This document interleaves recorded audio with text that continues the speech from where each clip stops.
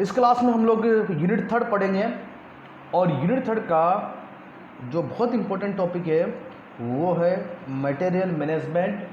और यहाँ से क्वेश्चन आने के चांसेस बहुत ज़्यादा होते हैं। तो हमारा जो टॉपिक रहेगा आज का वो है मटेरियल मैनेजमेंट।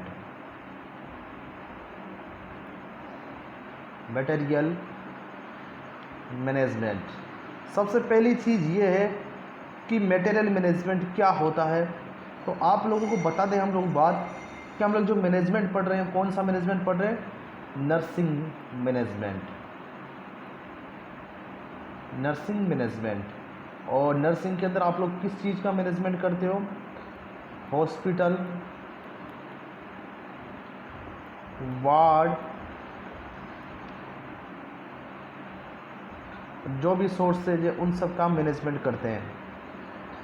नर्सिंग मैनेजमेंट में हम लोग क्या पढ़ेंगे? देखो, तो नर्सिंग का जो मटेरियल मैनेजमेंट हम लोग पढ़ते हैं कि जो भी सोर्सेज हैं, एक तो मेन सोर्सेज होते हैं ह्यूमन बीइंग सोर्सेज, लाइव, और एक किल्ड सोर्सेज होते हैं।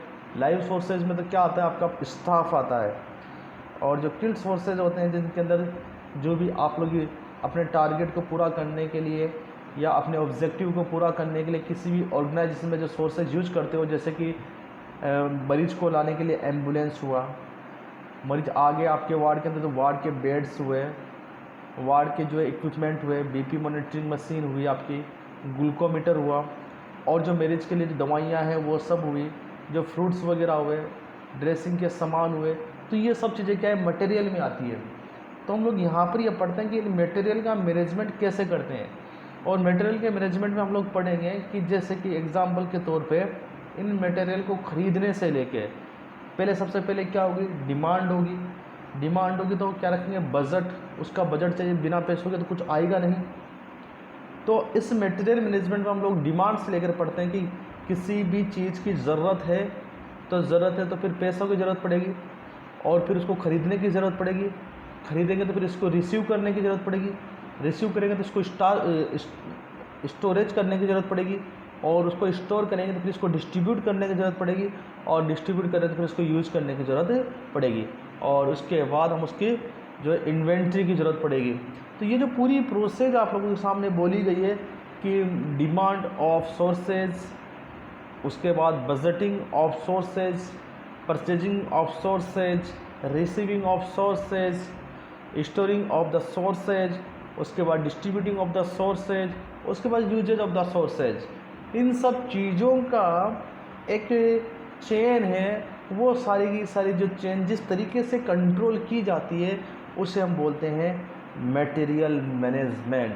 मटेरियल को खरीदने के प्लान से लेकर, उसके बजट से लेकर, उसको ख़रीदने से लेकर, उसको रिसीव करने से लेकर, उसको स्टोर करने से लेकर, उसको डिस्ट्रीब्यूट करने से लेकर, उसके यूजेज तक की जो एक कंट्रोल चेन है उसको मटेरियल मैनेजमेंट कहते हैं। अगर मटेरियल मैनेजमेंट यूज़ नहीं किया जाएगा तो कोई भी हॉस्पिटल हो वो फाइनेंशियल कंडीशन से सफ़र करना स्टार्ट कर देगा।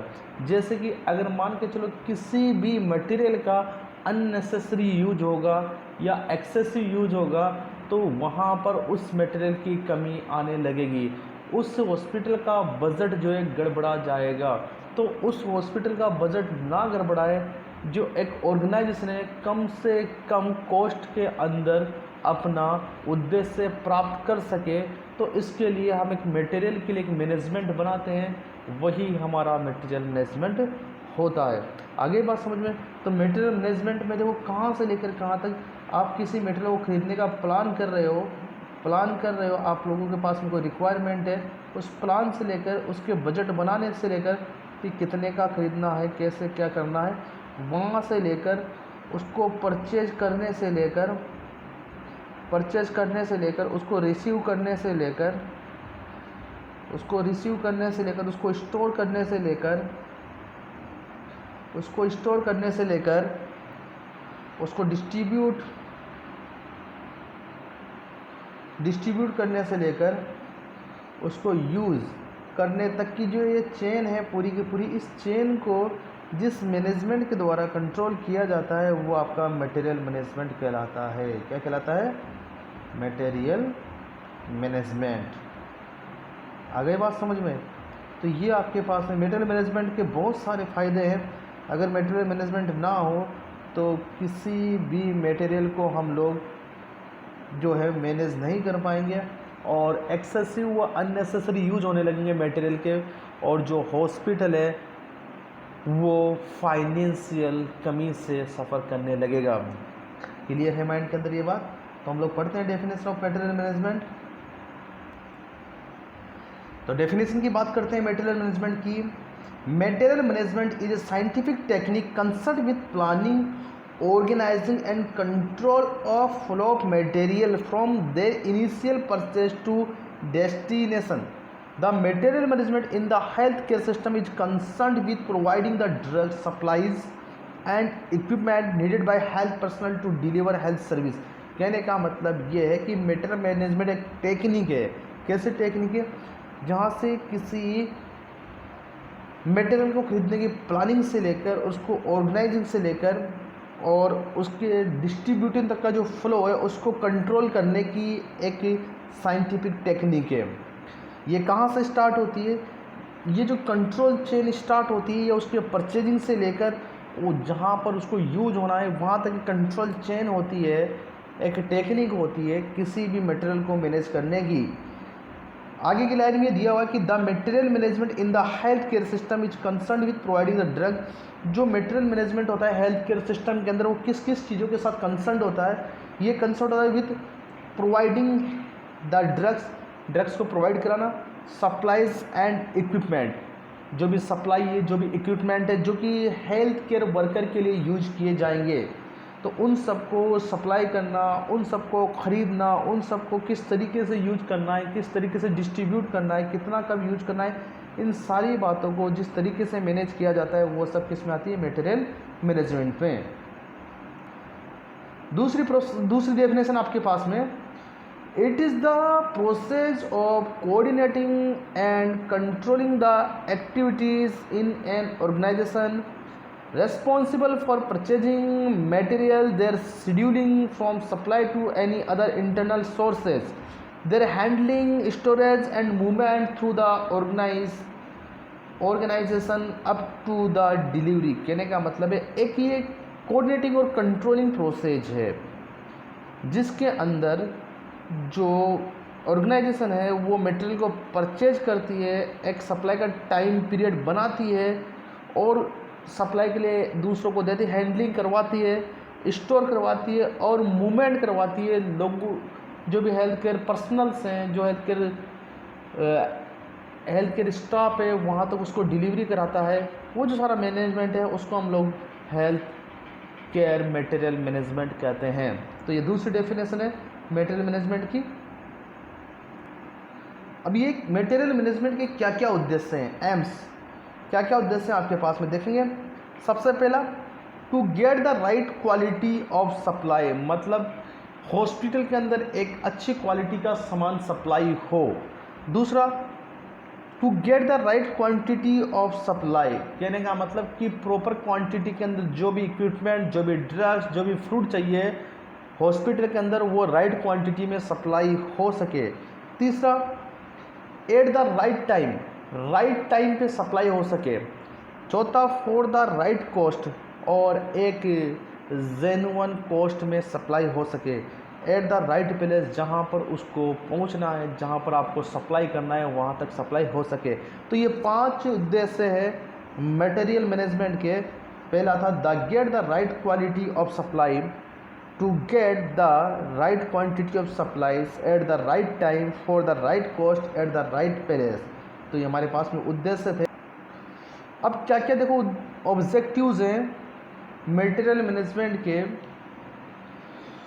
तो यहाँ पर देखो जो सबसे पहला ऑब्जेक्टिव है वो to reduce cost of material, जो मटेरियल की कॉस्ट है उनको कम करना। कॉस्ट का मतलब यहाँ पर रेट से नहीं है, यहाँ पर खर्चे से है। जो भी मटेरियल एक्सेसिव अननेसेसरी खर्च हो रहे हैं उनको कम करना, पहला उद्देश्य ये। Ensure a good support with supplier, जो सप्लायर्स होते हैं, जो क्रेता होते हैं, मतलब जो बेचने वाला होता है और ख़रीदने वाला होता है, उनके बीच में एक गुड सपोर्ट बनाना मटेरियल मैनेजमेंट का कार्य है। Effective and efficient handling of material at all stage and in all section. कहने का मतलब ये है कि इफ़ेक्टिव और एफिशिएंट हैंडलिंग, जितने भी मटेरियल हॉस्पिटल को आ रहे हैं उनकी हैंडलिंग जो है एक अच्छे तरीके से हो सके।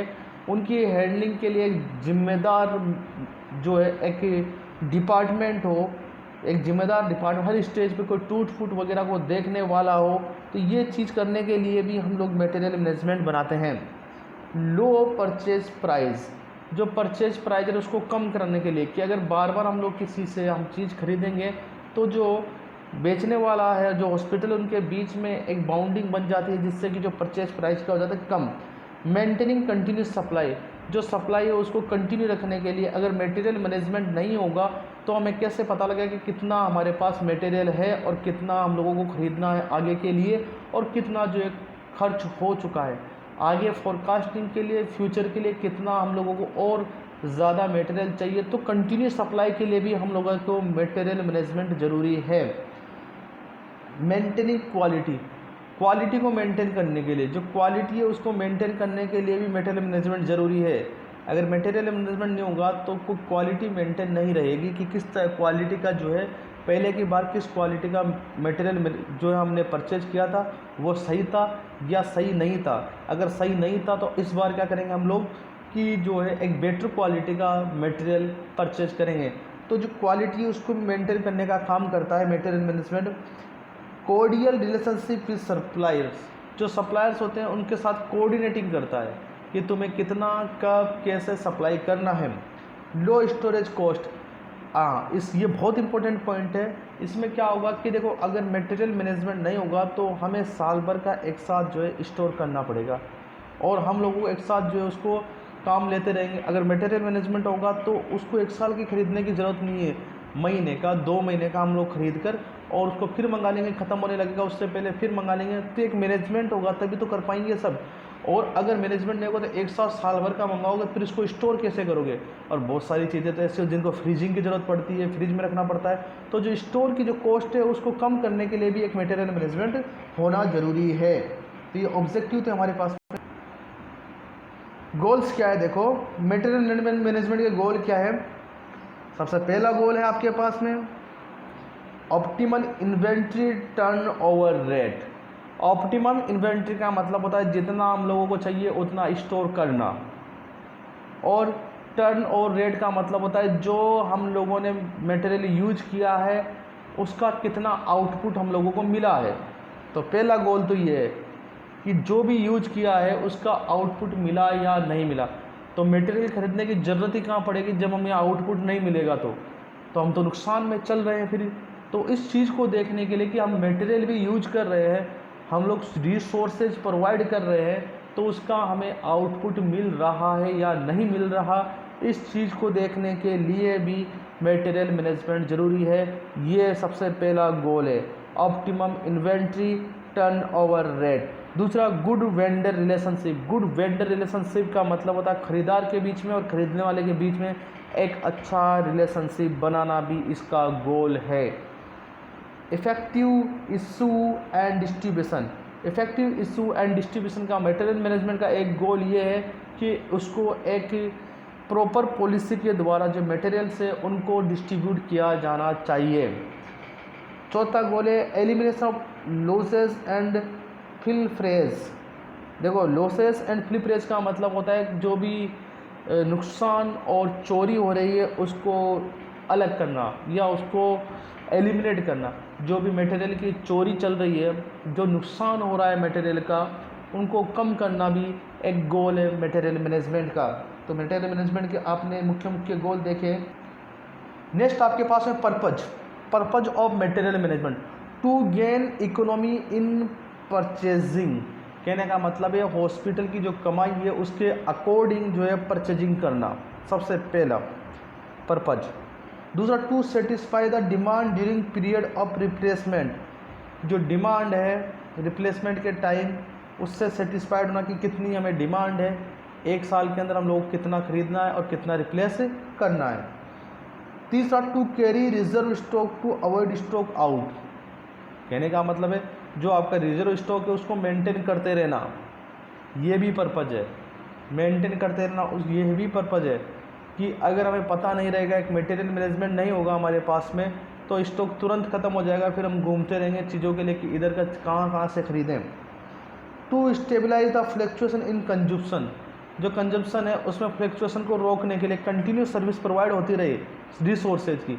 ऐसा ना हो कि कभी कभी तो ज़्यादा मिल रहा है रिसोर्सेज, कभी बिल्कुल भी नहीं है, नहीं, अकॉर्डिंग टू नीड जो है प्रॉपर मिलता रहे, ना तो कभी ज़्यादा मिले ना कभी कम मिले। तो ये हमारे पास में जो है पर्पस थे material management.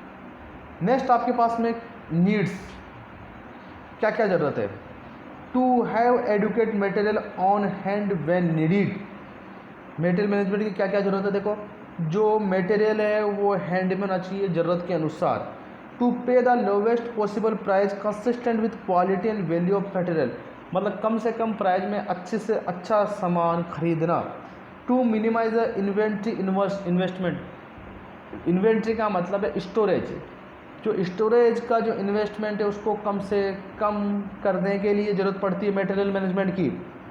To operate effectively, कि जो मटेरियल हम लोगों ने मंगाया है वो इफ़ेक्टिवली यूज हो रहा है या नहीं हो रहा, उसको ऑपरेट करने के लिए भी हम लोगों को मटेरियल मैनेजमेंट की ज़रूरत पड़ती है।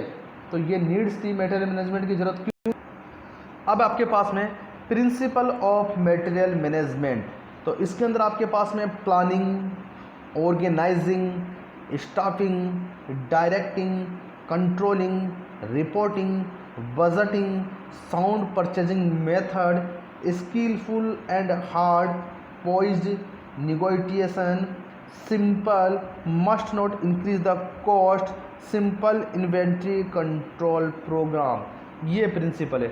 एक तो देखो पोस्ट डिकॉर्ब वाला हो गया, पहले तो जो आपके पास है POSDCRB, पोस्ट डिकॉर्ब वाला हो गया इसके अंदर। तो P for planning, O for organising, staffing, directing, controlling, reporting and budgeting. उसके बाद जो 8वां 9वां 10वां 11 और 12 जो अलग से जोड़े गए हैं। तो सबसे पहले बात करते हैं प्लानिंग की, कि प्लानिंग किस तरीके से करते हैं। देखो हम लोग प्लानिंग यही है कि अकॉर्डिंग टू नीड, जैसे हॉस्पिटल के अंदर आप कोई भी प्रोसीजर कर रहे हो तो आपके सामने नीड पे उस इक्विपमेंट की या उस ड्रग्स की या उस सोर्सेज की नीड आपके सामने आती है, तो आप तुरंत उसको जो है एक डायरी में लिख लेते हो और आगे जो है मटेरियल मैनेजमेंट वाली जो ऑर्गेनाइजेशन है, जब डिपार्टमेंट है, उसको भेजा जाता है। तो वो प्लानिंग तैयार होती है कि क्या क्या चीज़ें हम लोगों को ख़रीदनी है। ऑर्गेनाइजिंग का मतलब है उनको एक ऑर्गेनाइज मैटर में जमाना, एक मैनर में जमाना, ऑर्गेनाइजेशन मैनर में जमाना, कि कौन कौन सी चीज़ें कहाँ से किस तरीके से मंगाई जाती है, वो एक पूरी ऑर्गेनाइजेशन बनाना। स्टाफिंग, उसके लिए जो है स्टाफिंग रखना। स्टाफिंग मटेरियल मैनेजमेंट ये तो है नहीं कि एक आदमी कर लेगा, उसके लिए पूरा स्टाफ होना चाहिए। डायरेक्टिंग का मतलब होता है कि एक सुपरविजन भी होना ज़रूरी है कि ऊपर से लेकर नीचे तक जो है पूरा मटेरियल मैनेजमेंट प्रॉपर काम कर रहा है या नहीं कर रहा। कंट्रोलिंग, उसको कंट्रोल करने वाला होना चाहिए। ऐसा नहीं कि सारे का सारे जितने मटेरियल मैनेजमेंट में जो स्टाफ काम कर रहा है वो अलग अलग तरीके से काम कर रहा है। रिपोर्टिंग होनी चाहिए उसकी। बजटिंग ज़रूरी है, बिना पैसों के तो क्या खरीद पाओगे आप लोग। साउंड परचेजिंग मेथड होना चाहिए। Skilful and hard poised negotiation होना चाहिए। सिंपल तरीका होना चाहिए खरीदने में, बीच में कोई ऐसा हार्ड जो है मेथड ना हो जिससे कि मटेरियल मैनेजमेंट जो है कन्फ्यूज हो जाए। Must not increase the cost, जो हॉस्पिटल है उसका खर्चा नहीं बढ़ना चाहिए, इस तरीके का जो है मटेरियल मैनेजमेंट होना चाहिए। Simple inventory control programme, simple जो स्टोरेज कर सकें इस तरीके का मैनेजमेंट हो कि स्टोर करने में ज़्यादा जो है हम लोगों को पैसा खर्च ना करना पड़े। तो ये प्रिंसिपल थे हमारे पास में। अब आपके पास में फंक्शन ऑफ मटेरियल मैनेजमेंट, कि मटेरियल मैनेजमेंट के क्या क्या फंक्शन है। सबसे पहले मटेरियल प्लानिंग एंड बजटिंग, कि कौन सा मटेरियल खरीदना है, कैसे खरीदना है, उसके जो है टाइमिंग और उसका बजट बनाना। दूसरा आपके पास है परचेजिंग, उसको खरीदना। तीसरा इन्वेंट्री कंट्रोल का मतलब उसको स्टोर करना। चौथा आपके पास में कॉस्ट रिडक्शन जो फंक्शन है, कॉस्ट रिडक्शन मतलब खर्चे को कम करना, हॉस्पिटल के खर्चे को कम करना। पाँचवा वैल्यू एनालिसिस का मतलब है जो भी हमारे पास में रिसोर्सेज है उनका कितना यूज हो रहा है, कितना नहीं हो रहा, कितना नेसेसरी यूज हो रहा है, कितना नेसेसरी यूज हो रहा है। छठा रिसीविंग इंस्पेक्शन। देखो वैल्यू एनालिसिस के अंदर एक चीज़ ये भी आती है कि जो भी चीज़ आप लोग खरीद रहे हो वो जो आपने जिस तरीके की ऑर्डर की है वही है या नहीं, उसके अंदर कोई टूट फूट तो नहीं है, जो आपने कार्टून वगैरह मंगाई है वो खुले हुए तो नहीं है, और जो क्वालिटी और क्वांटिटी जितनी आप लोगों ने मंगाई है वो है या नहीं। पाँचवें जो पॉइंट है इसमें वैल्यू एनालिसिस में ये चीज़ें आती है। छठा, उसको रिसीव करना, और रिसीव करने के बाद उसको इंस्पेक्ट करना कि जो चीज़ें हैं सब चीज़ ठीक ठाक है नहीं। सातवां, स्टॉकिंग, उसका स्टॉक बनाना और उसका डिस्ट्रीब्यूट करना, कोई कौन सी पॉलिसी के द्वारा आप उसको डिस्ट्रीब्यूट इंडेंट करोगे या किस तरीके से जो है वार्ड टू वार्ड किसको दिया जाएगा, किसको हैंडलिंग किया जाएगा आप लोगों के, है ना। और आठवां, डिस्पोजल, जो भी कंडेम हो चुके हैं, कंडेम सेशन किस तरीके से करोगे, अगर मान के चलो जो डिस्पोजेबल आइटम है उसको डिस्पोज कैसे करोगे। तो ये सारे के सारे फंक्शन आपके पास में मटेरियल मैनेजमेंट के हैं। नेक्स्ट आपके पास में प्रोसीजर ऑफ मटेरियल मैनेजमेंट, कि मटेरियल का मैनेजमेंट करने के लिए कौन सा प्रोसीजर आप लोग यूज करते हैं। Taking inventory regularly and systematically, inventory का मतलब होता है कितना सामान आपके स्टोर में है, कितना यूज हो चुका है, इसकी रेगुलर इन्वेंट्री करना। Requesting and indenting according to actual need, कहने का मतलब ये है कि एक्चुअल नीड के अनुसार ही जो है सामान को आगे मंगवाना और उनको जो है डिस्ट्रीब्यूट करना। अननेसेसरी एक्सेसिव यूज के लिए जो मटेरियल्स है उनको सप्लाई नहीं करना। हमें पता करना है कि एक्चुअल कितनी नीड है और एक्चुअल में कितना सप्लाई करना चाहिए। Receiving end inspecting incoming item, जो भी आइटम आप रिसीव कर रहे हैं उसका इंस्पेक्शन करना बहुत ज़रूरी है। कहने का मतलब ये है कि जो क्वालिटी और जो क्वांटिटी आपने मंगाई है कंपनी के द्वारा वो प्रॉपर है या नहीं, ये भी एक प्रोसीजर में आता है। स्टोरिंग एंड प्रोटेक्टिंग आइटम, जो आइटम है उनको स्टोर करना और उनको प्रोटेक्ट करना।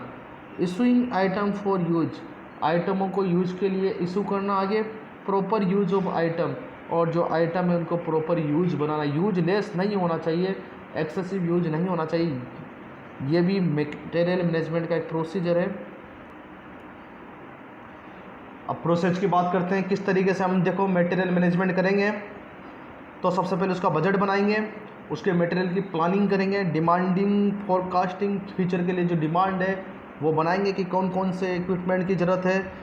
और उसके बाद में प्रोक्यूरमेंट का मतलब होता है आपके पास में कि जो भी आप सामान मंगा रहे हो वो आपकी वसूल हुआ है या नहीं, जो पैसे आप लोगों ने दिए हैं। Receipt, inspection and payment, next process में आप लोग उसको रिसीव करोगे, उसका इंस्पेक्शन करेंगे, फिर पेमेंट देंगे। पाँचवें आप स्टोर करोगे। छठे में आप इन्वेंट्री कंट्रोल, जो स्टोरेज आइटम है उसको किस तरीके से सप्लाई करना है, किस तरीके से बच्चों को मैनेज करना है, वो इन्वेंट्री कंट्रोल में आता है। सातवां इशू एंड डिस्ट्रीब्यूशन, जो स्टोरेज आइटम है उसको किस तरह से डिस्ट्रीब्यूट करना है। आठवां यूजेज, कैसे यूज़ करना है। नौवां यूज होने के बाद जो बचा हुआ है उसको कैसे मेंटेन करना है।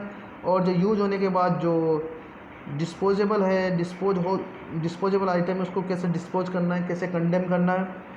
और 11वां पॉल्यूशन कैसे करना है। और 12वां फाइल फेरेज का मतलब होता है किस तरीके से उसकी चोरी को रोकना है। तो 12 पॉइंट है हमारे पास में प्रोसेस के लिए, मटेरियल मैनेजमेंट के प्रोसेस के लिए बात करते हैं। सबसे पहला पॉइंट है प्रोसेस में budgeting and material planning, based on the data of past level of performance and on anticipated plans, capital equipment, consumable and supplies to be procured during the year ahead can be projected department wise. This is the material budget which should be prepared annually. Standardization of budget endures greater relative use of standard item in relation to similar item available in the market. Non-duplication of inventory, lower purchase cost and more efficient use of material. कहने का मतलब ये है, देखो आप इतनी hard language में मत लिखना है, किताबी लैंग्वेज है, आप लोग लिख सकते हो कि पहले के साल की जो कॉस्ट थी उसको देखना, पहले के साल की जो सप्लाई थी उसको देखना, पिछले साल कितना जो है मटेरियल यूज हुआ है, उन सब के अकॉर्डिंग हम लोग आगे के फ्यूचर की जो प्लानिंग करेंगे कि हमें फ्यूचर में कौन कौन से जो है मटेरियल ख़रीदना है। और हॉस्पिटल की नीड के अकॉर्डिंग हम लोग देखेंगे कि कौन कौन से जो है मटेरियल को ख़रीदना ज़रूरी है और किस किस को ख़रीदना ज़रूरी नहीं है। हमेशा एक बात ध्यान, मटेरियल मैनेजमेंट क्या ध्यान देता है कि हॉस्पिटल का जो है खर्चा ना बढ़े, खर्चे के अंदर ही जो उसकी कमाई है उसके अकॉर्डिंग ही हम लोगों को सामान खरीदने, मटेरियल ख़रीदना है।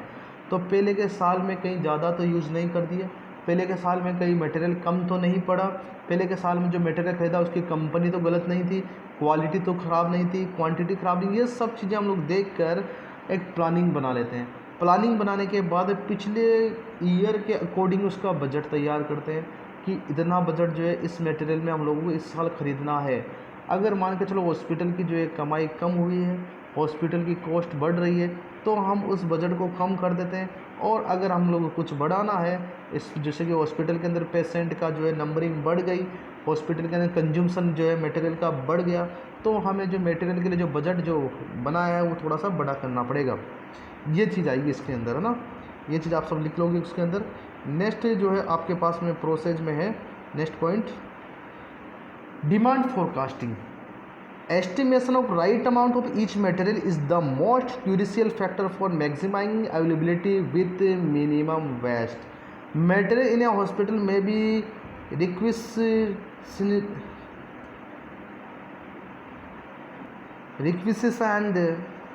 for an urgent immediate use or in anticipation of a need on a one-time basis or repeatedly and continuously to replenish the stock as a single unit or a bulk requirement। कहने का मतलब ये है कि demand forecasting, इसका मतलब है future के अंदर कितनी डिमांड हो सकती है उस चीज़ को पहले से ही तैयार करना। नहीं तो हम लोग क्या करेंगे कि अगर फ्यूचर के अंदर जो डिमांड को हमने ज़्यादा लिख दिया, मान के ज़्यादा सामान हम लोगों ने मंगा लिया, तो वो वेस्ट हो जाएगा। जैसे कुछ ड्रग्स मंगवा ली तो वो एक्सपायर्ड हो जाएगी। बहुत सारी चीज़ें ऐसे जो 1 ईयर चलती है। या फिर इसका उल्टा ये भी हो सकता है, अगर हमने फ्यूचर प्लान नहीं बनाया कि कितनी डिमांड हो सकती है, तो हो सकता है कि वो जो मटेरियल हम लोगों ने मंगाया है वो कम पड़ जाए, और मटेरियल कम पड़ जाए तो फिर हमें इमीडिएटली और इमरजेंसी में हम लोग कहाँ से लाएंगे, अर्जेंटली हम लोगों को ख़रीदना पड़ेगा। तो इस चीज़ का ध्यान रखा जाता है, इसलिए डिमांड फोरकास्टिंग बहुत ज़रूरी है। डिमांड फोरकास्टिंग मतलब फ्यूचर की डिमांड को बनाना, ये भी एक प्रोसेस है आपके मटेरियल मैनेजमेंट में। आगे बात समझ में। नेक्स्ट प्रोसेस में प्रोक्यूरमेंट। प्रोक्यूरमेंट का मतलब होता है वसूली। An effective procurement system aims at purchasing of item of acceptable quality in appropriate quantity at the minimum price and within the available time. Purchases may be made by the individual department of the hospital or by a single purchase department. Centralizing purchasing has the advantage in that quantity discount are possible because of standardization and bulk orders. Procurement का मतलब होता है वसूली। हिंदी में समझेंगे इस बात को ध्यान से। इसका मतलब ये है कि जितने हम लोग पैसे खर्च कर रहे हैं उन पैसे का वसूली होना चाहिए, पैसे वसूल होना चाहिए। कब वसूल होंगे कि जो भी चीज़ आपने मंगाई है वो बेस्ट क्वालिटी की आए, उसकी उतनी क्वांटिटी आ जाए, और जितने टाइम पे आपने मंगवाई है उस टाइम के अंदर वो आ जाए, और जितने टाइम तक आप यूज़ करने की सोच रहे हैं उसको उतने टाइम तक वो यूज हो जाए। तब हम कहेंगे हमने कोई भी चीज़ मंगाई है उसका पैसा वसूल हो गया। तो मटेरियल मैनेजमेंट का जो एक प्रोसेस ये भी आती है वसूली। तो पैसा वसूल किस तरीके से किया जाए, जो भी सामान जो हम मंगा रहे हैं उसका पैसा कैसे वसूल किया जाए। तो इसको देखने के लिए हम लोग क्या करते हैं कि जो आइटम मंगा रहे हैं वही क्वालिटी का हो और उसकी क्वांटिटी भी उतनी आ जाए जितनी हमें यूज करनी है। एक टाइम पीरियड पे वो आ जाए, जितने में ऑर्डर किया उतने टाइम पे आ जाए, और जितने टाइम तक हमें यूज़ करनी है उतने टाइम तक वो यूज हो जाए। तब हम कहेंगे कि जो सामान मंगाया है उसका पैसा वसूल हो चुका है।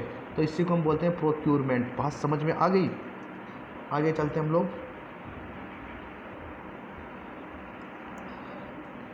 इसके बाद receipt, inspection, acceptance and payment. कहने का मतलब ये है, यहाँ पे देखो जैसा कि पॉइंट से शो रखा है, एक बार पढ़ लेते हैं। While taking delivery from the road transport, railways, customs check container for deficiency and damage. If packing is damaged, instead on open delivery, checking quantity of the package, individual item, weight, etc. against packing slip चालान।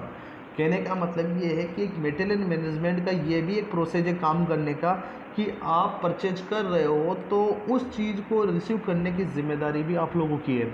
और उसको receive किस तरीके से किया जाएगा, देखो material management के जो स्टाफ है उसको रिसीव करने के लिए उसके जो क्वांटिटी है, क्वालिटी, सील को चेक करेंगे सबसे पहले कि सील पैक है या नहीं है। और अगर ओपन है, मान के चलो पैकिंग, तो हमें एक एक इंडिविजुअल आइटम को गिनना है, उसकी क्वालिटी को देखना है, उसकी क्वांटिटी को देखना है, उसके वेट को देखना है। कैसे मिलान करेंगे? जो आपको स्लिप मिली है, पैकिंग स्लिप मिली है, उससे मिलान करेंगे हम लोग। तो ये रिसिप्ट करने का तरीका, इंस्पेक्शन, उसका इंस्पेक्शन करेंगे। और अगर कोई भी डैमेज है उसके अंदर, any damage loss should be registered immediately through a claim statement. कोई भी डैमेज आए तो उसको तुरंत जो है रजिस्टर करेंगे और क्लेम करेंगे उसका उस संबंधित कंपनी से। क्रॉस चेक करेंगे, cross check with purchase order, जो ऑर्डर है उससे क्रॉस चेक करेंगे जो सामान हमने मंगाया वो है या नहीं। On receipt of the hospital check supply for discrepancies in quantity, quality, product specification etc। उसको हॉस्पिटल रिसिप्ट पे रिसीव करेंगे, चेक करेंगे सप्लाई को कि कोई डिस्क्रिपेंसीज तो नहीं है क्वांटिटी की और क्वालिटी की, कोई प्रोडक्ट जो है स्पेसिफिकेशन जो मंगाया था आप लोगों ने वो है या नहीं है। रिकॉर्ड करेंगे उसको, record shortage, incorrect damage material, outdated supply and take action accordingly. अगर मान के चलो कोई शॉर्टेज है सामान की, कोई डैमेज है और जिस टाइम पर आपने मंगवाया था जिस डेट में वो नहीं है, तो उस चीज़ को आप रिकॉर्ड करोगे। रिकॉर्ड करने के बाद उसको अकॉर्डिंग टू मैनेजमेंट जो भी आपकी पॉलिसी है उसके अनुसार उसके लिए एक्शन लोगे। All supply should be inspected and certified by the purchase store department. जो भी सप्लाई है वो सर्टिफाइड होनी चाहिए परचेजिंग डिपार्टमेंट के द्वारा। Carry out all necessary document, जो भी डॉक्यूमेंट उसके साथ में है, जैसे कि बिल हो, उसका गारंटी कार्ड हो, उसका वारंटी कार्ड हो, वो सब आप लोगों को बहुत संभाल के रखना है। Carry out all necessary documentation, day book of receipt, goods inward note, stock ledger, purchase register and bin card, ये आपको जरूर बनाने हैं। पांचवा पॉइंट है आपके पास में मेटेरियल मैनेजमेंट प्रोसेस में, वो है storage. Storage and preservation are an important part of the store keeping function.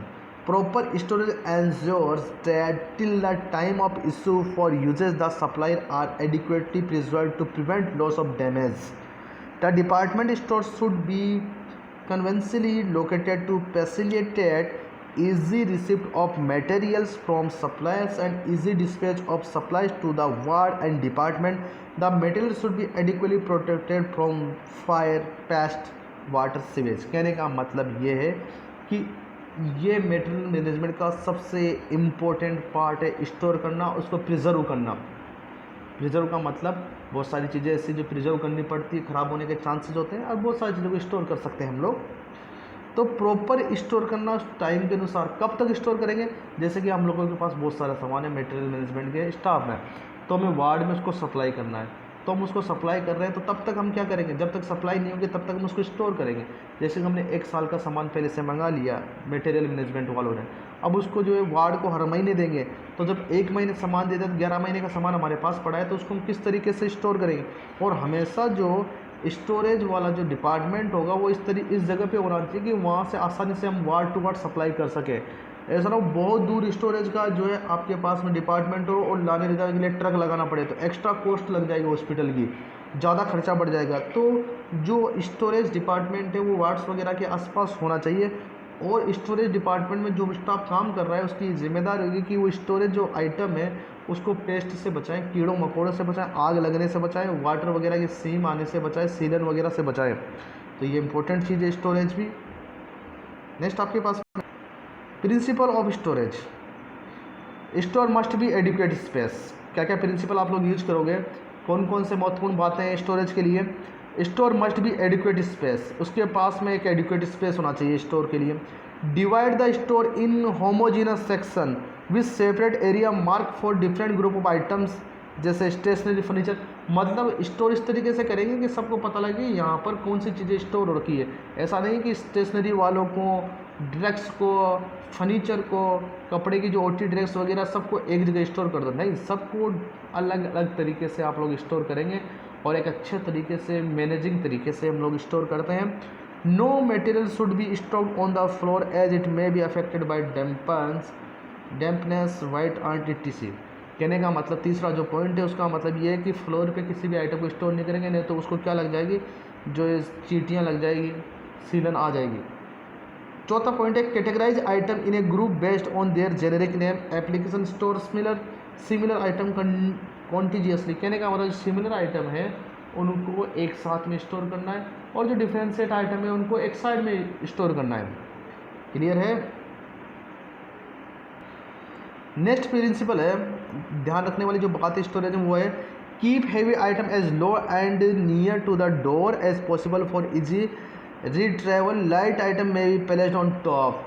कहने का मतलब जो भारी सामान है उनको नीचे रखना है और दरवाजे के पास में रखना है, कभी अगर आगे ले जाने की जरूरत पड़े तो आसानी से हम उसको ले जाए। और जो हल्के सामान है उनको ऊपर रख सकते हो आप अलमारी में, जिसको आसानी से उठा सकते हैं, कोई दिक्कत नहीं है। नेक्स्ट पॉइंट है daily and periodical cleaning should be carried out. वहाँ पर रोजाना क्लीनिंग होनी चाहिए। नेक्स्ट पॉइंट है daily and periodical verification of stock should be carried out to ensure correctness of stock. Daily या एक दिन छोड़कर एक दिन उस स्टॉक का वेरिफिकेशन करना चाहिए कि कितना जो है हमने सप्लाई कर चुके हैं और कितना हमारे पास बचा हुआ है। क्लियर है। नेक्स्ट प्रिंसिपल है proper method of handling should be followed to avoid damage of the material.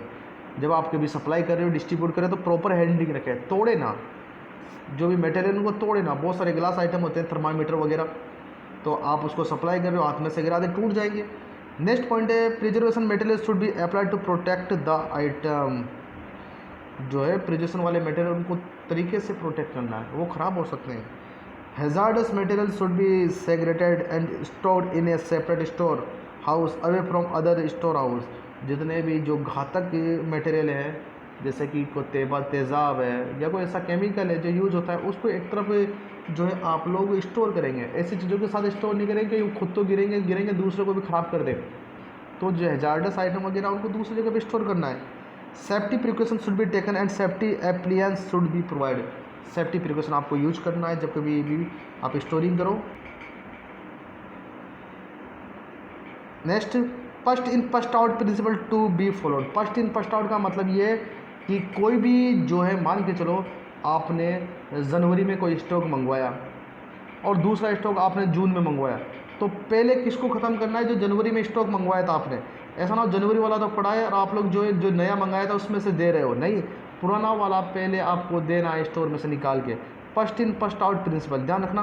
Follow two bin और double shelf system to avoid stock outs. Two bin system का मतलब होता है कि दो पार्टीशन में आप लोग डिवाइड करोगे स्टोरेज आइटम को कि हाँ ये पहले 3 महीने का ये हमने यहाँ पे जमा दिया, अगले 3 महीने का यहाँ पर जमा हुआ है। तो जो 3 महीने का ख़त्म हो जाए तो उसके बाद जो अगले 3 महीने का मंगा लेना चाहिए।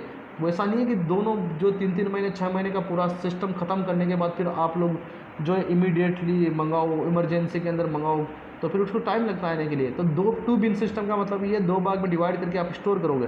पहला जो है शुरुआत में यूज हो जाएगा वो, उसके बाद जैसे पहला वाला स्टॉक यूज हो गया ना तो जो सेकंड बिन है उसको देख के आप जो है आप वापस से ऑर्डर कर दोगे कि ऐसा ना हो वेट करो कि ये भी खत्म होने दो, नहीं, वो खत्म हो जाएगा तो फिर अर्जेंसी आ जाएगी हमारे। Reserve bin should be contain stock that will be cover lead time and a small safety stock. यही बात इसमें बताई गई है। नेक्स्ट जो इंपॉर्टेंट पॉइंट है इसका जो है शॉर्ट नोट्स भी एग्जाम में दे देते हैं बहुत बार।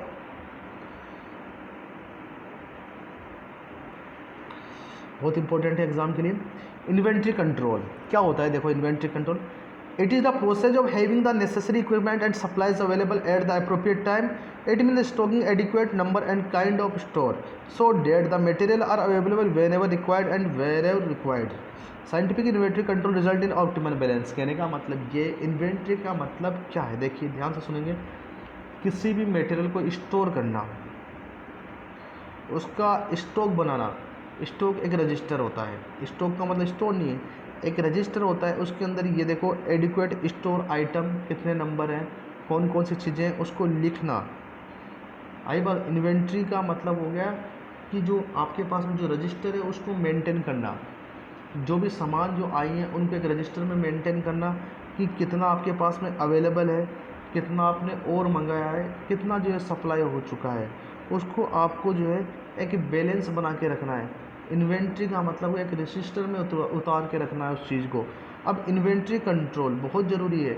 एक रजिस्टर में एक स्टॉक रजिस्टर तैयार करना बहुत ज़रूरी है, जिससे क्या इन्वेंट्री कंट्रोल हो गया। इन्वेंट्री मतलब आपके सामान जो स्टोर है और जो कंज्यूप्शन हो रहा है वो चीज़ें आती है आपके इन्वेंट्री के अंदर। तो आप इन्वेंट्री कंट्रोल करने के लिए कौन कौन से देखो तरीके यूज करते हैं। सबसे पहला देखो पॉइंट है आपके पास है फंक्शन ऑफ इन्वेंट्री कंट्रोल। क्या क्या फंक्शन है इन्वेंट्री कंट्रोल का? To provide maximum supply service consistent with maximum efficiency and optimal investment. कहने का मतलब ये है कि जितना इन्वेस्टमेंट हुआ है उसके अकॉर्डिंग आप जो है सप्लाई दे सकते हो और आप जो है एक सर्विस को जो है स्मूथली बना सकते हो, कंसिस्टेंट लगातार सर्विस दे सकते हो। ऐसा ना हो कि आपका जो है इन्वेंट्री से ये पता लगेगा, उस रजिस्टर से ये पता लगेगा कि कितना सामान हमारे पास में है और कितना जो है हम लोगों ने यूज कर लिया है, सप्लाई कर दी है। तो इन्वेंट्री बहुत ज़रूरी है। सेकंड पॉइंट है to provide cushion between forecasted and actual demand for a material. कहने का मतलब ये कि फ्यूचर में आपको कितनी जो डिमांड है उस मटेरियल की, कितना आपके पास में स्टोर है, उन सब का बैलेंस जो है कौन बना के रखेगा आपके पास में? वही स्टॉक रजिस्टर, वही inventory. It increase productivity and efficiency. ये आपके प्रोडक्टिविटी और एफिशिएंसी को इंक्रीज करता है। कैसे? हम लोगों को पता लग जाता है स्टॉक रजिस्टर देखे पिछले महीने में हम लोगों ने 50% के लिए जो है इतनी बेडशीट यूज की थी, अब जो है 50% के लिए हमें इतनी ही बेडशीट यूज करनी है। ऐसा नहीं कि 50% के लिए ज़्यादा बेडशीट आप लोग यूज कर लो।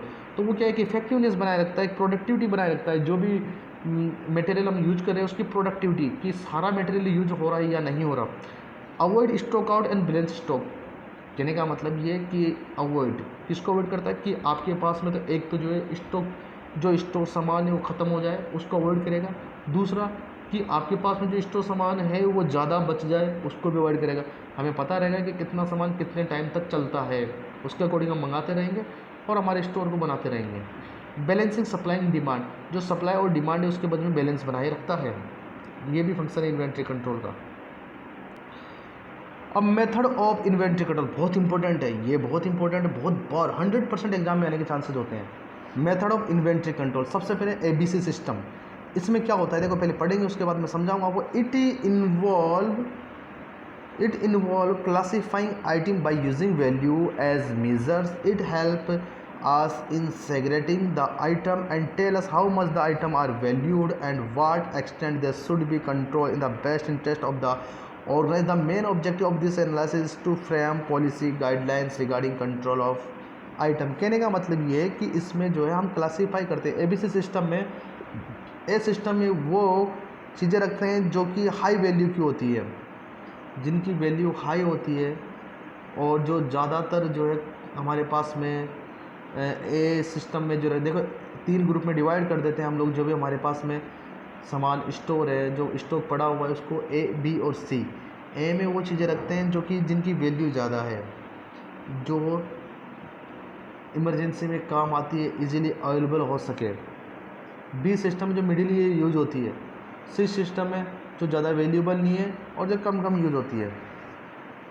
नेक्स्ट आपके पास में जो है नेक्स्ट मेथड है VED।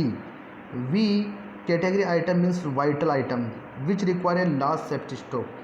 E category item means essential item which require medium safety stock. और D category item means desirable item which require a small safety stock.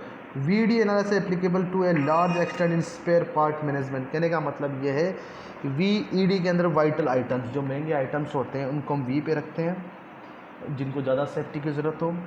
E पर एस मिडिल जो जिनकी रिक्वायरमेंट भी देखो V का मतलब vital item, जो महंगे जिनकी रिक्वायरमेंट भी ज़्यादा है, उनको हम V कैटेगरी में रखेंगे।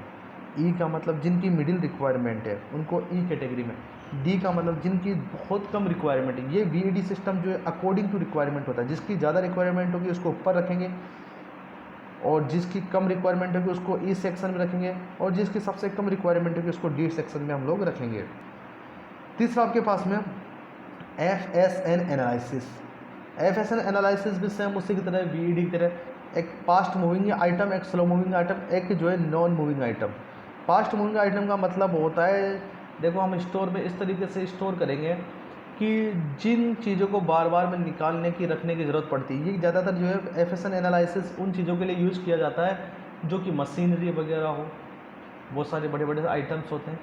तो जो शुरुआत का जो फास्ट मूविंग आइटम, जो FSN का मतलब होता है जो फास्ट मूविंग बार बार में ज़्यादातर यूज होते रहते हैं, फिर स्टोर में रखोगे, फिर वापस लाओगे, फिर स्टोर में, तो उनको जो है हम फास्ट मूविंग आइटम या F कैटेगरी में रखते हैं।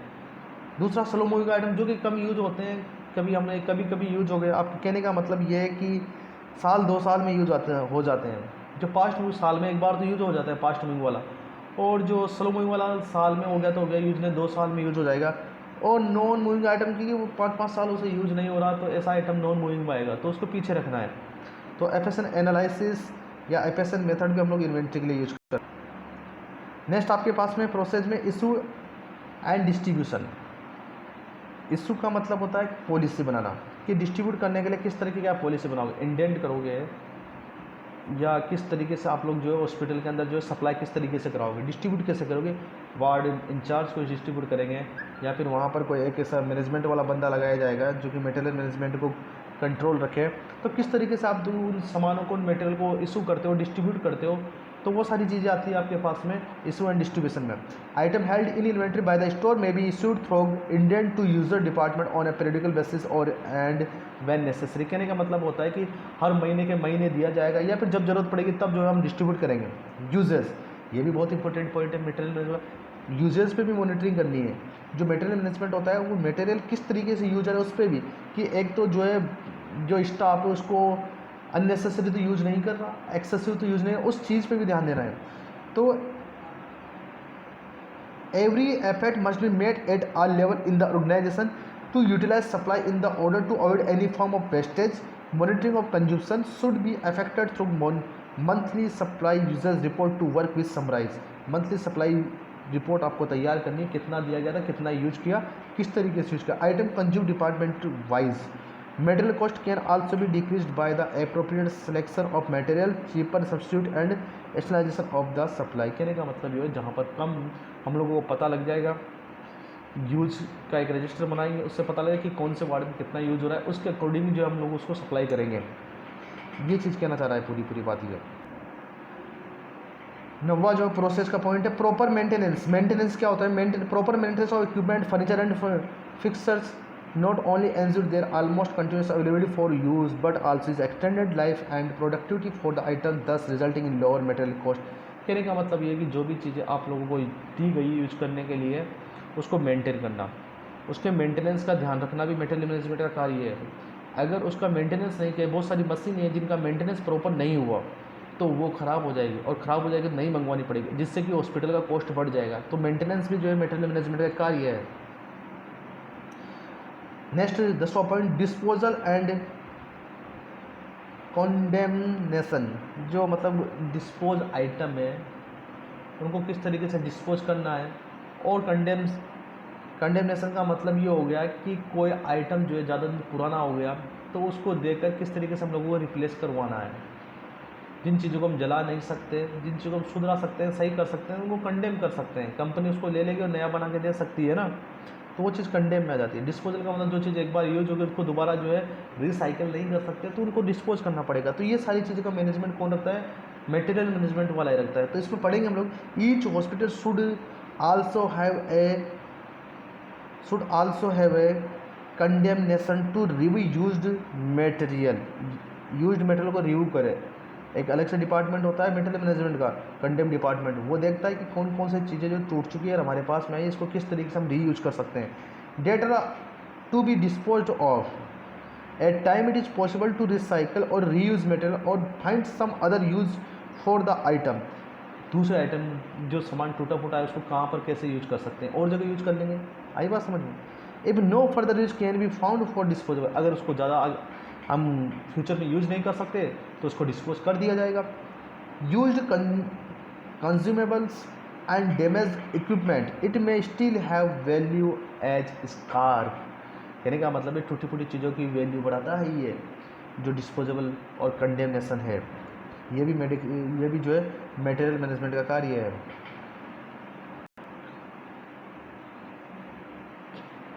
सॉल्यूशन का मतलब होता है कि बहुत सारे लोग अगर मटेरियल मैनेजमेंट ना हो तो मान के चलिए सपोज डेट बहुत सारे लोग उन जो सामान हॉस्पिटल में आ रहा है उसका क्या खाएंगे, कमीशन खाएंगे, और जब कमीशन खाएंगे तो क्या होगा कि जो क्वालिटी आ रही है वो कमज़ोर आएगी। आई बात समझ में।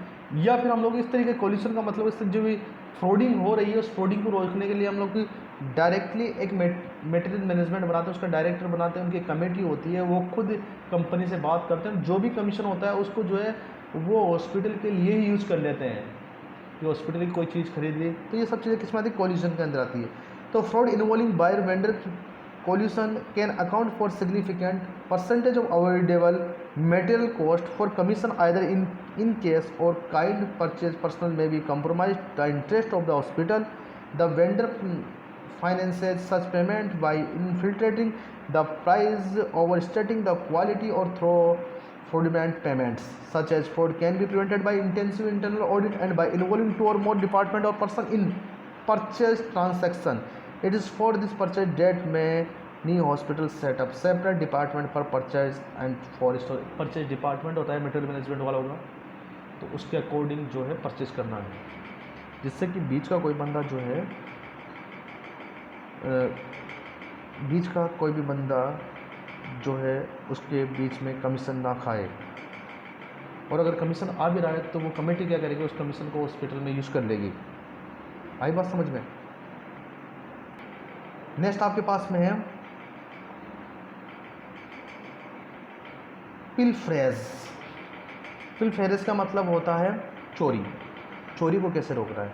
जो मटेरियल मैनेजमेंट है चोरी को भी रोकता है कि आपके पास में सारे रजिस्टर मेंटेन है, कितना सामान आया, कितना सप्लाई किया, कितना डिस्ट्रीब्यूट किया, कितना यूज हुआ। तो बीच में हम लोग चोरी को भी रोक सकते हैं मटेरियल मैनेजमेंट से कि कोई बीच में सामानों की चोरी तो नहीं हो रही। तो देखें यही चीज़ लिखी है इसके अंदर, आइटम्स में बी पिलफेरेड बाई द ट्रांसपोर्टर। जो ट्रांसपोर्टर है वो तो कहीं चोरी नहीं कर रहा, रिसीवर तो चोरी नहीं कर रहा, स्टोर पर्सनल जो स्टोर कीपर काम कर रहा है वो तो कहीं चोरी, और द यूजर जो हेल्थ केयर वर्कर काम करे वो तो कहीं चोरी नहीं करे। तो इसको रोकने के लिए भी आपके पास में मटेरियल मैनेजमेंट ही कार्य करता है, इसका रोकना भी उनका ही कार्य है। Control of hospital theft is possible with intensive vigilance. अगर कोई भी विजिलेंस हुआ, मान के चलो कोई भी लापरवाही हुई, तो जो है चोरी कोई भी कर सकता है उसमें से। तो मटेरियल मैनेजमेंट जो है ये चीज़ के लिए भी रिस्पॉन्सिबल होता है, ये भी उसके प्रोसेस में आता है कि चोरी को कैसे रोकना है। नेक्स्ट आपके पास में role of a nurse in maintenance material management. Material management को मेंटेनेंस करने के लिए एक नर्स के क्या क्या रोल है? सबसे पहला point, ensuring regular and adequate flow of supply of necessary equipment, supply drug and solution. ये इंश्योर करना है कि हमें रेगुलर किन चीज़ों की ज़रूरत पड़ती है, उनकी सप्लाई कैसे करनी है हम लोगों को, और नेसेसरी इक्विपमेंट उनको किस तरीके से यूज करना है। सॉल्यूशन है ड्रग्स है, हम अननेसेसरी तो कहीं यूज नहीं कर रहे उसका, हम उनका कहीं आधा अधूरा तो यूज़ नहीं कर रहे, हम लोग कहीं ज़्यादा तो यूज़ नहीं कर रहे, जिन पेशेंट को ज़रूरत नहीं उन पे तो यूज नहीं कर रहे। तो ये सब चीज़ की जिम्मेदारी हमारी है नर्सेज की। Monitoring and sustaining the quality and safety of the material used including drugs and solution, regular checking of expiry date of drugs contribute towards safety। कहने को जो भी चीज़ें जो भी मटेरियल हम यूज कर रहे हैं वो ऐसा यूज करना चाहिए कि वो नियर एक्सपायरी डेट से पहले यूज हो जाए, और ऐसा भी ना यूज करें कि एक्सपायर हो गई कि डर की वजह से आप अरे फेंकना पड़ेगा तो उसको यूज करें, नहीं, ऐसा भी नहीं करना है। Indenting, receiving, storing, checking and timely replenishing of all necessary equipment, supply drugs and solution. Time to time उसका इंडेंट करें, उसको रिसीव करें, उसको स्टोर करें, चेकिंग करें, और टाइमली जो है उसको रिप्लेसिंग करते रहें, यूज़ करते रहें, नेसेसरी इक्विपमेंट वगैरह उनको मेंटेन करते रहें। नेक्स्ट आपके पास में क्या रिस्पॉन्सिबिलिटी है एक नर्स की? देखो मटेरियल मैनेजमेंट में ये पढ़ रहे थे कि मटेरियल मैनेजमेंट में क्या रिस्पॉन्सिबिलिटी है एक नर्स की। तो अगली रिस्पॉन्सिबिलिटी है मेंटेनिंग ऑफ इमरजेंसी स्टॉक। जो इमरजेंसी स्टॉक उसको हमेशा मेंटेन करना चाहिए, ऐसा ना हो सारा स्टॉक खत्म हो जाए, पेशेंट जो सफ़र कर रहा है, तो हमेशा इमरजेंसी स्टॉक मेंटेन करना है। Maintaining inventory and stock of all item and supplies, हमेशा इन्वेंट्री मेंटेन करने के रजिस्टर बनाना है, कितना आपने रिसीव किया, कितना यूज हुआ, कितना बचा, इसका एक रजिस्टर बनाना है। Arranging and assisting in audit of material, जो मटेरियल है उनकी ऑडिट करनी है। ऑडिट करने का मतलब आपने कितना रिसीव किया था, कितना यूज़ हो गया, कितना बच रहा है आपके पास में।